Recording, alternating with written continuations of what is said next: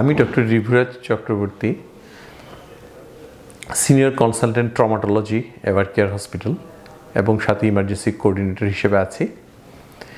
এই Evercare emergency এবং traumatology department এটি আমাদের একটি খুব গুরুত্বপূর্ণ একটি সেক্টর যেটা এভারকেয়ার মেনটেন করে।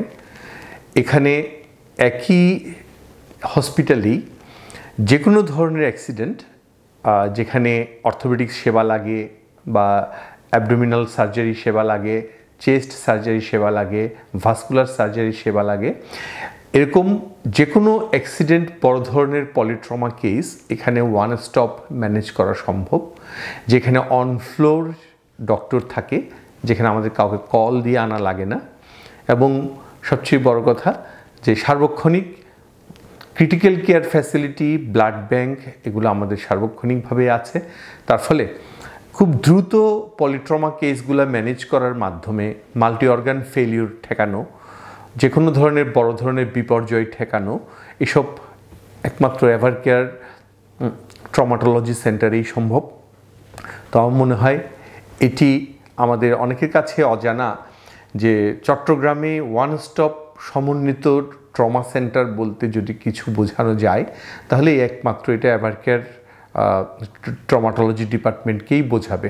কারণ আমাদের এখানে পূর্ণাঙ্গভাবে ট্রমা সেবাটা চট্টগ্রামে এখনও একেবারেই গড়ে ওঠেনি বললেই চলে।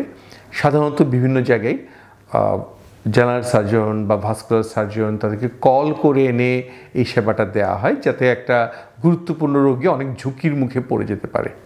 আর তাছাড়া একটা সমন্বিত টিম ওয়ার্ক না থাকলে একটা পলিট্রমা পেশেন্ট ম্যানেজ করা খুব কঠিন হয়ে যায়, যার ফলে আমরা অনেক রোগী পাই যারা বিভিন্ন জায়গায় খুব খারাপ হয়ে তারপর আমাদের এখানে আসে। তাতে হয় কি, আর্থিক খরচ অনেক বেড়ে যায়, জীবন ঝুঁকির মুখে পড়ে। তাই আমরা অনেক ফিল করি যে এরকম খারাপ রোগীগুলো যদি আমরা প্রথমেই পেতাম তাহলে অনেক বিপর্যয় ঠেকানো যেত।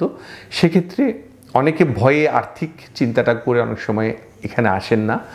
কারণ দেখা যায় একটা খারাপ কিছু অকারেন্স যখন ঘটে যায়, রোগ যখন অনেক বেড়ে যায়, অনেক ক্রিটিক্যাল সিচুয়েশন অ্যারাইজ করে যায়, তখন আমরা এভারকেয়ারে এসে আবার পিছন থেকে রোগীটাকে টেনে আনতে হয়।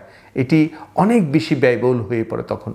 তার চেয়ে একটা ফ্রেশ পলিট্রমা কেস আমরা প্ল্যান মাফিক ব্যবহার করলে খরচ অনেক কমানো সম্ভব, জীবনের ঝুঁকি অনেক কমানো সম্ভব। এই জিনিসটা আমার মনে হয় ভালোভাবে চট্টগ্রামে হাইলাইট হওয়া উচিত।